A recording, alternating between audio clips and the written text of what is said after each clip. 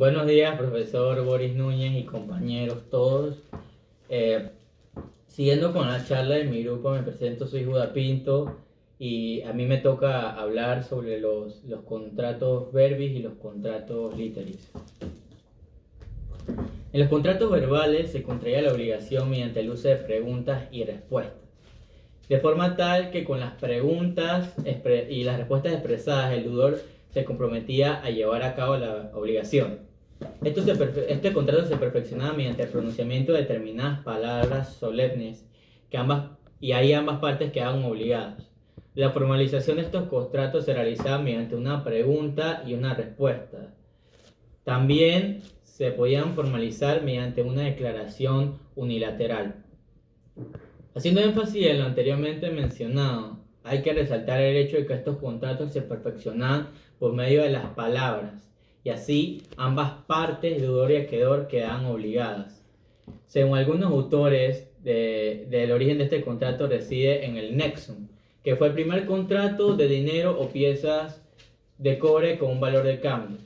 Hay que destacar la fuerte implicación que el contrato verbis tenía con la pérdida de la libertad del deudor, el mismo quedaba sujeto al acreedor.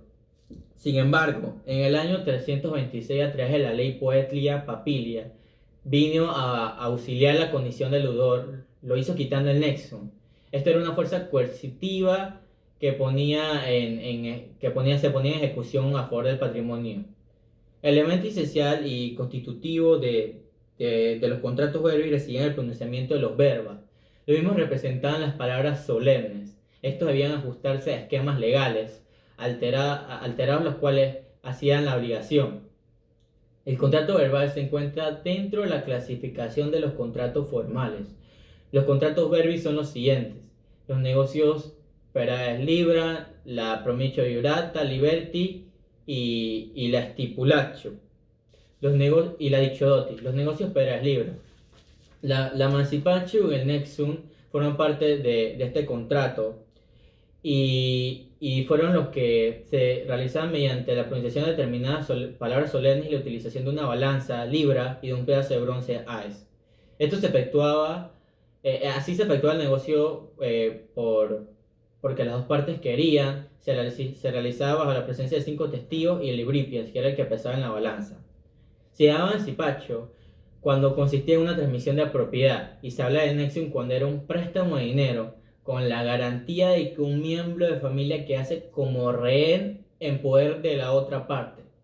Por eso es que el nexum es considerado un contrato como tal, porque solo se basa en poner una obligación a una prestación, y esto tiene como finalidad garantizar al acreedor que se le va a pagar. La ichotis. La ichotis consistía en una promesa realizada por el pater familia respecto al dote que se le entregará a su hija en el momento en que la misma contraiga matrimonio. Esta se realizaba de manera unilateral y se hacía una promesa de un conjunto de bienes al favor del marido o del pater. La hija era incapaz de obligarse a sí misma. Esto cae en desuso en el año 428, cuando Teosio y Valentiano deciden que la siempre promesa sería obligatoria. El Iusiandoro Libertium. En este esclavo manumitio se comprometía a hacer determinadas cosas con su amo. Este se realizaría por manera unilateral por parte de Liberto, se ratificaba por una promesa sacra de servicios formulada antes de la manumisión que haría su dueño.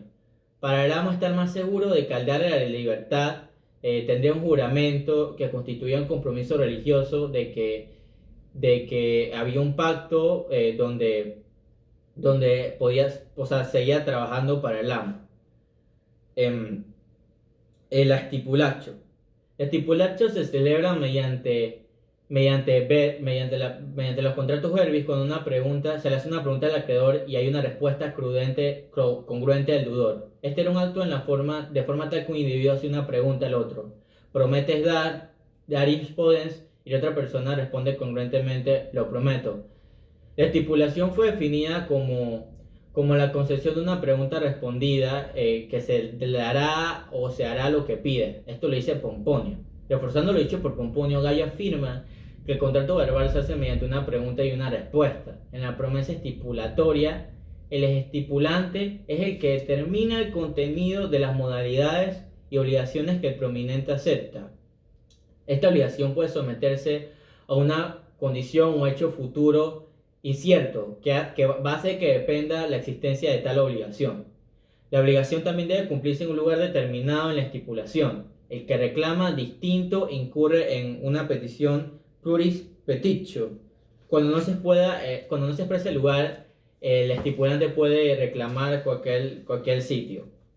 Para que una estipulación se considere válida en el derecho civil, debe reunir ciertos requisitos de capacidad y contenido y forma que son consideradas las más importantes en los contratos verbi, ya que esto tiene una infinidad de aplicaciones y se puede aplicar diferentes prestaciones. Esto cubre la mayoría de las necesidades contractuales de los ciudadanos romanos. Esto otorga la fuerza obligacional a toda suerte de los convenios y sirve para dar esfuerzo a las diversas relaciones y se asemeja en todos puntos a los contratos modernos. Es unilateral y estricto al derecho. Esta promesa se estipula por medio de una pregunta, que el derecho romano es por medio de la esponsio. La esponsio es una institución de raigambre y sello religioso jurídico que solo era accesible, según se cree, a los ciudadanos romanos. La congruencia existente entre una pregunta y respuesta realizada. Esta se debía realizar de manera completa y absoluta para que fuera completamente eficaz y así no proceder de una manera que el contrato sea considerado nulo.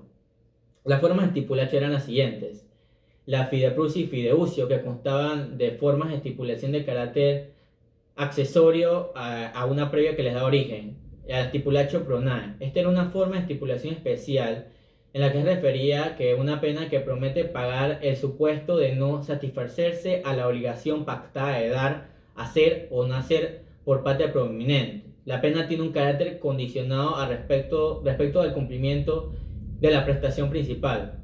La estipulación por préstamo. Esta forma de estipulacho representaba un mutuo préstamo de consumo en uno de los contratos más antiguos del derecho romano y se refiere normalmente a su materia, al numerario, que es de mutuo acuerdo y en la mayoría de los casos lleva estipulación de intereses. Los requisitos del estipulacho como tal son la oralidad, la unities actus, la congruencia entre la pregunta y la respuesta y la presencia de las partes. La oralidad significaba que una y otra parte han de pronunciar las palabras solemnes, stipulatio non potes confia nisi atraque loquente. La estipulación es permitida para los mudos, sordos y infantes, a los primeros porque no pueden pronunciar ni oír las palabras, y al último porque no está en su alcance entenderlas. El intérprete solo vendría en el derecho posclásico. La unities actus significaba que la respuesta debía seguir inmediata a la pregunta.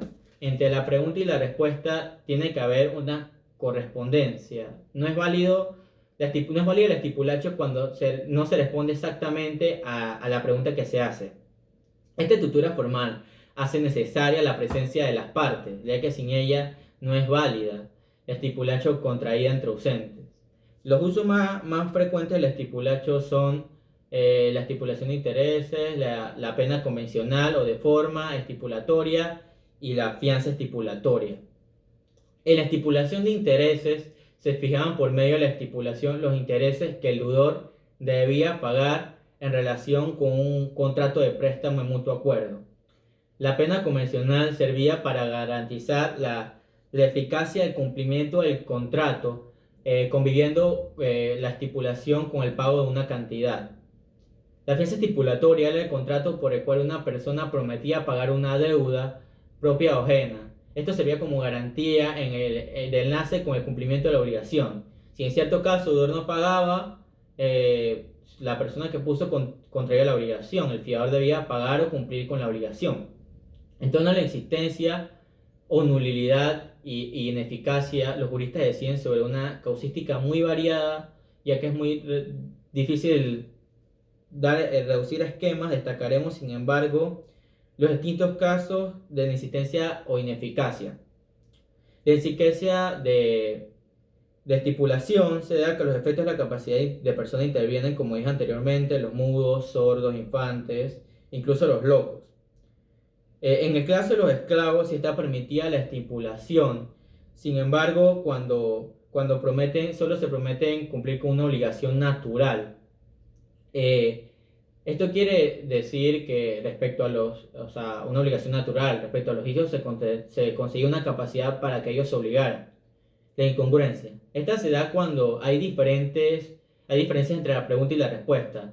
Las promesas o objetos de ninguna manera pueden determinarse, esto se considera inútil. En cambio, las que consisten en un objeto que se puede determinar por un acto posterior a la estipulación son válidas y eficaces.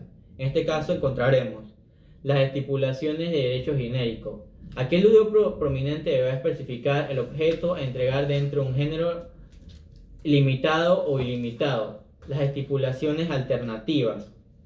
Aquí el deudor puede elegir entre varios objetos que pueden ser de distinta clase y el acreedor estipulante puede convenir que elegirá el objeto y caso de incumplimiento que ejercerá la actio certi o actio incerti, que acción incierta o acción cierta.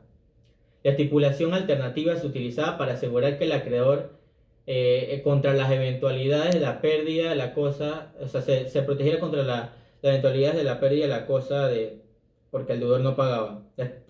La evolución de la estipulatio. En la época clásica y posclásica justinianea se acelera el proceso degenerativo, el cual fue un proceso gradual. Era natural el desgaste que iba a ocurrir, ya que la estipulación fue el negocio que se empleó por mucho tiempo por los romanos. Poco a poco las palabras ya no se consideran como el factor constitutivo de la manifestación de voluntad. Llega a su fin en el año 472 después de Cristo con una constitución del emperador León que establece